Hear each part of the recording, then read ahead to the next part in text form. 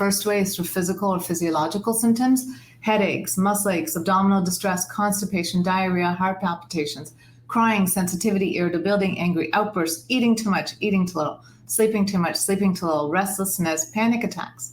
Number of physical symptoms peaking and dropping: restlessness, exhaustion, fatigue, and the list goes on.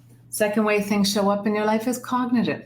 0 to 10, these are negative thoughts. 0 to 10, you're not born in that world. You're born in a household.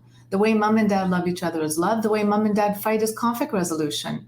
So these are thoughts that we first develop from our biological family of origin. And then as we grow, life is just a series of experiences, and some of the success and failures we have, we sometimes personalize. So these shapes our thoughts and beliefs about the world, or narratives about it.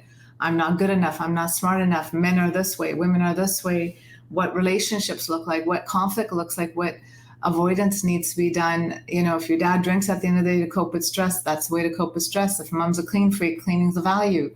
Things like this. We learn and we develop narratives and thoughts, and we also personalize things. Not good enough, imposter syndrome, not capable, not worthy of love, right? And the third way things show up in your life is behaviorally.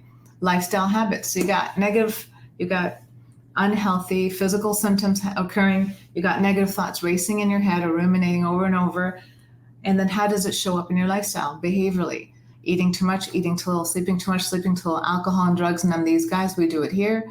Avoidance, denial, procrastination, staying stuck in bad relationships, not leaving toxic workplaces, not asking for help, people pleasing, putting others ahead of ourselves, overextending, overworking, poor self-care, not getting the medical attention you need, putting up with abuse, not setting boundaries, not asking a medical practitioner for guidance, learning to do it all ourselves, self-medication, and the list goes on. Stress is when your activity level surpasses your energy level.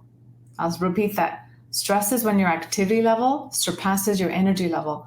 Activity is mental as well as physical.